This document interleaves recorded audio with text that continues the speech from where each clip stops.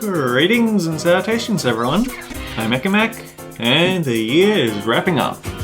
It's been quite a crazy year, 2024. We've had good times, bad times, and times in between. I've been thinking about doing something a little bit different for the channel. I'm going to cover 5 impactful moments in video games that I've had this year. They aren't all going to be Let's Play related, some of them are going to be from my own time playing, but I feel like it's good to cover the games that I experienced for the first time and felt were pretty cool. So then, let's get started. So, Project Moon games are something I've been dealing with for a very long time. Only recently I decided to start uploading some Limbus Company stuff on the channel, which is the 3rd game in the series and the gacha game meant to fund other Project Moon projects. Fun thing about Limbus Company is that it's actually based off of a lot of great literature works where all the main characters are named after them and their stories are sort of based on them, but you've still got the whole nonsense with the city being a capitalistic dystopia. Specifically, at the start of this year we got the release of Heathcliff's Canto, which is based on Wuthering Heights. And I have to admit that this did actually have a pretty punchy moment, because you had this lead up to him facing his old adoptive brother / bully, taking him down after he distorts, a lot of nonsense, but then you realise that the guy in the background, who was Heathcliff's old boss, he was behind the entire thing. Except not really, because we have a very impressive moment where Heathcliff deduces that this isn't the same guy. He asks, quite simply,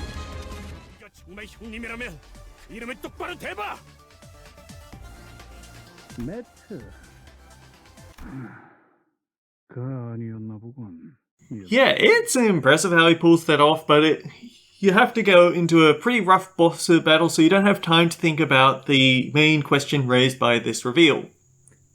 Who is this? And then we actually get to the real reveal for this.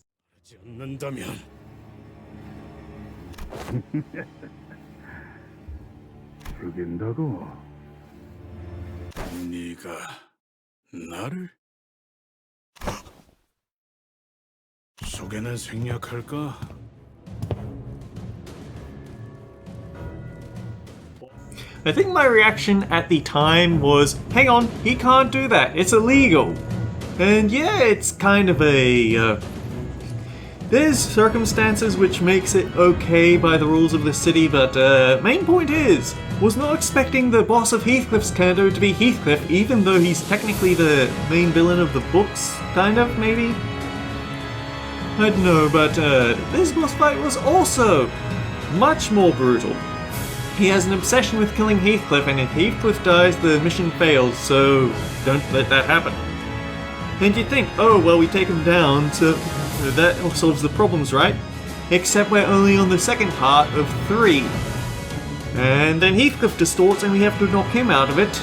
Then the Earl King comes back, and we have to fight his unlimited army of unstoppable forces.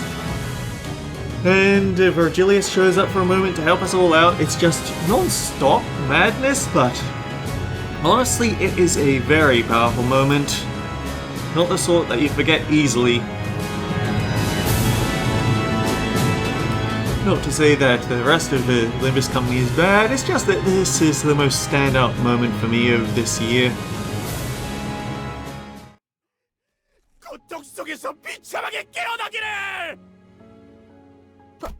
뭐라고?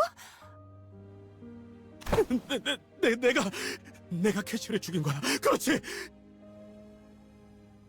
그런데 캐시, 유령이 돼서 나를 찾아와. 네가 없는 시면에 나를 내버려 두지 말고. 난 혼자서는 도저히 살 수 없어. 히스클리프! 캐시, 너는 내가 살아있는 한 편히 쉬지 못할 거야. 나 역시도 그럴 테고. For the most part, all of these moments that stand out in my mind are story related. Here's the one gameplay related one. Pizza Tower is fantastic to play, but absolutely brutal if you want to master it, because you move about an awful lot like Sonic. You can go very fast, but it also gives you not a lot of wiggle room for screwing up. And one of the more obnoxious achievements in the game is to beat War on your first attempt. Now here's the thing about completing War. It's the one level in the game that starts off with the time limit active, so you don't get an awful lot of wiggle room to mess about. It's not something that can be lost forever, but it's lost on a save file basis. So if you can't beat it on your first time, you have to replay the entire game to get access to the final level in the game, and then try it again. And I mean, just look at this nonsense. This is a very tricky achievement to get. There's worse, but this is the one that you'd probably have to spend a lot of time redoing over and over. There's also a trick that I found where if you crash the game before the timer runs out, just to jump out and close it down, then you still get to keep your attempt. But even so, the fact that I've gotten this, I'm proud of it. I really am. Pizza Tower's great.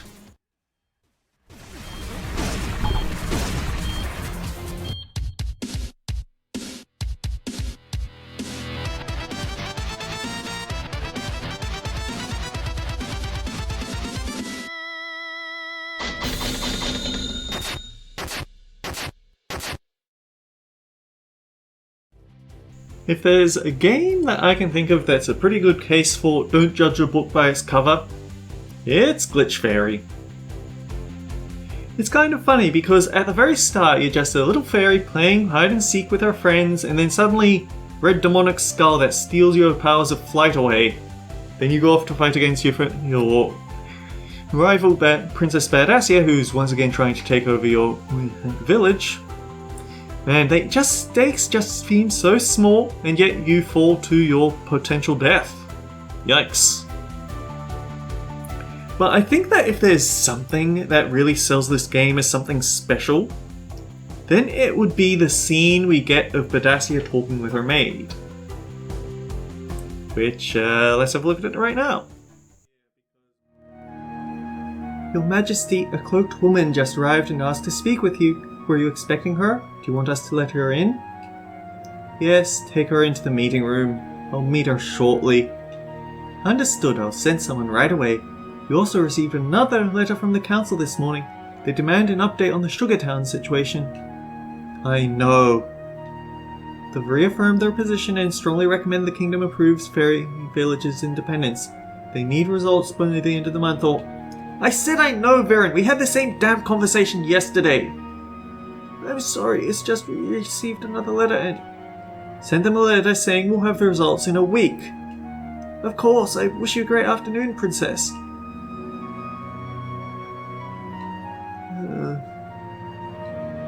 How did you unify the whole continent by yourself? You can't even deal with a handful of fairies.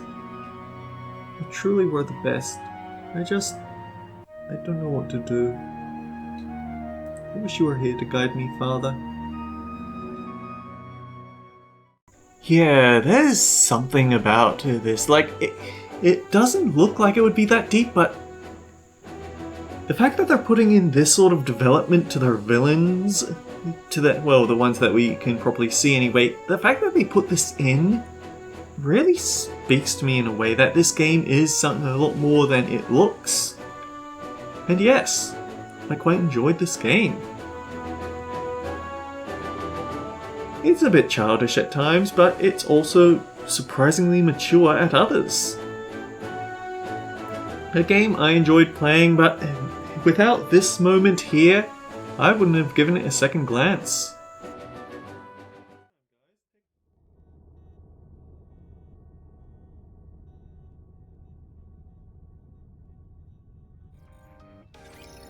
And speaking in the vein of don't judge books by their cover, I also played NIKKE Goddess of Victory this year. Mainly because I saw some recommendations on it on the Trailblazer Arena channel, and I was extremely curious at why people kept talking about how they came for the plot but stayed for the plot. And it actually has a surprisingly impactful opening, so let's cover it real briefly right here. You start off after a plane crash, where a robot girl called Marion is trying to prevent you from going into cardiac arrest. Can you hear me? She is way too stressed for this, and she has a bit too much frontal level for my liking, but I can tolerate some overly gratuitous fan service in the name of a good plot. You run into two other NIKKE, who sort of fill out a sort of trifecta. You have the loyal and affectionate Marion, but now you have the by-the-book and rules Rappy, and you have Anise who doesn't really care and would rather look after herself. No sight of any vanguard. They work their way to the rendezvous point and find that, wait, no, there's no one else here. What's going on? Rappy gets a report from Mission Control about the information she was asked to get up, and it turns out that Marion is the one who shot down the ship. Or more accurately, she set off some explosives mid-transit, which caused it to crash. And right about that point, we get this. Marion, stop right there. Roger. You shot down the transport ship? What? Yes, it does. There were 2 explosions inside the conveyor. They were caused by the explosives meant for this operation, which would never go off without an external detonation signal. That detonation signal originated from you, Marion. Yes, it does. What are you trying to achieve? We're here. Start talking, or else I'll put a bullet between your eyes. We're here. We're here. We're here. Over here, over here, over here, over here, over here. So yeah, it turns out that one tactic that the enemy Raptures can use is to corrupt NIKKE. It's not nice because it sort of locks them into repeating the same words that they said over and over and to swap sides. In this case, Marion is designed as a lure to bring other NIKKE to a blacksmith, which will melt them down into rapture parts. It's not nice. Marion is captured almost immediately, and the remaining NIKKE have to work together to defeat the blacksmith in hopes that they can save her. And the other NIKKE that were led to the blacksmith. And, well...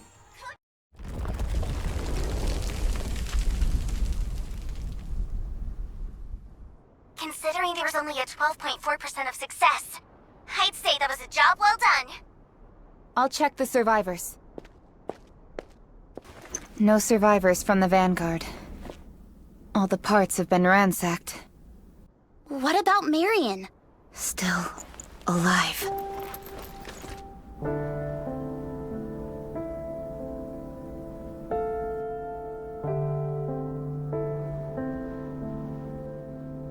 Over... here. Here. This is bad. Her brain has already been corrupted. We all know the rules. Any NIKKE who has sustained brain damage is to be disposed of. According to the law, the execution must be carried out by the commander. This pistol is for when we must self-terminate. Humans can use them as well. Just get in close. Perhaps I should do it? No. We NIKKEs cannot execute our own kind.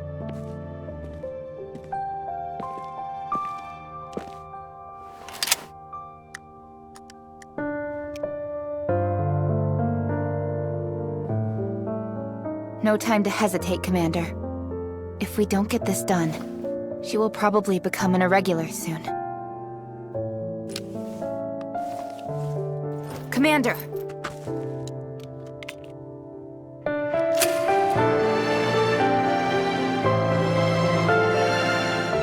Over here. Commander.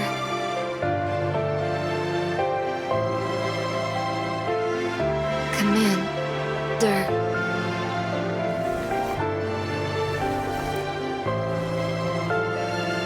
Thank you for your bandage.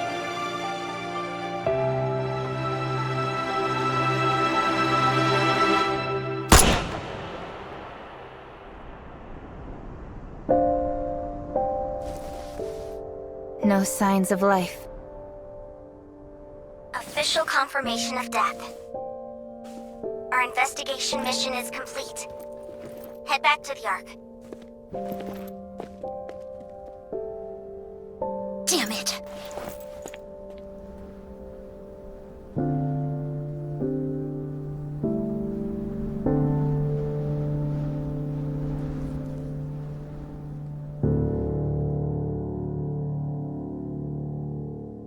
Even now, this scene gets me a bit.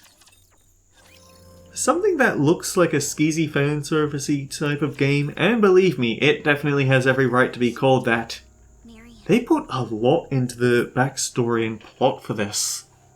Still not the sort of thing to play in public, but they definitely know how to make an impression.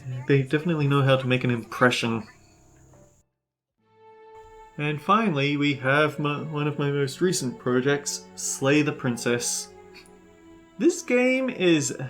oh boy, it's a very emotional journey. But the important thing that they establish right at the start is that there's no bad endings or wrong answers, there's only new perspectives, which encourages you to explore. Even if you'll feel really bad for doing horrible things to this poor innocent princess who has done nothing wrong to anyone, ever. Actually, no. If you're like someone I know, you're probably gonna kill me. Oh, hey, that someone is me. And yes, you're right. That is exactly what I would do. Her shoulders tense and her eyes dart away. You know me too well. The princess grits her teeth and her cunning gaze once again meets yours. And then she buries the blade in your heart. What? No, come on, that's not right. I told you this is what she was going to do. Glee. But I think the one that stands out the most is definitely the happily ever after route. So, for the context, in the last route, your new voice friend, the Smitten, carved open your own heart to prove that no, we can make this work, we can stay here forever and have our happily ever after. And well, there's definitely an attempt. The princess and the main character do attempt to make things work here, but you can tell that as things go on, even the most delicious food is turning rotten in your mouth, and every time you admit that, yeah, this thing isn't working out, it's no longer nice, one of the torches goes out, which isn't good because those are probably what's powering the nasty shadow behind the princess the entire time.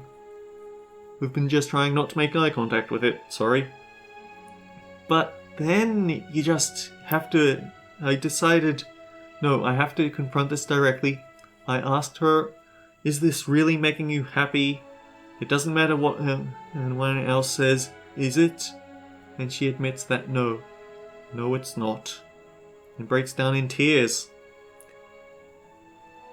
The main character and her choose to try and make something happen, and of very important note is that the narrator, every time the narrator has said, if the princess leaves the cabin, it will mean the end of the world. And in other routes where we try to escape with the princess, he will actually try to ruin our chances. He'll bring in caves, he'll make the princess into a villain, he'll make you stab her in the back. But in this route specifically, the weariness of having this happily ever after that where nothing ever changes is actually enough to win him over. And that's something pretty impressive. You have your dance with the princess under the stars before she's taken away, but it's definitely probably one of the most emotionally trying and impactful things that I've done this year. At least in terms of games. It's hard to watch because you can see that she's feeling somewhat abused by Smitten, but you also know from Smitten's internal thoughts that he is trying his hardest to make this work, and he has fully good intentions. It's just painful to watch. Anyhow, yeah, 5 moments in games. I figured I should share that. But hey, we can only hope to get... What happened. 2024 is done. Now we look forward to the next year and hope that we can make it better than this one. Till next time, guys, take care. I'll see you all around. If you're interested in more of the things I do, there are other Let's Plays you can check out. I do tend to do a few informative videos on certain gacha related fights if you're interested in that sort of stuff instead. Just about everything on this list has been covered on my channel, so if there's anything that interests you, then go check that out.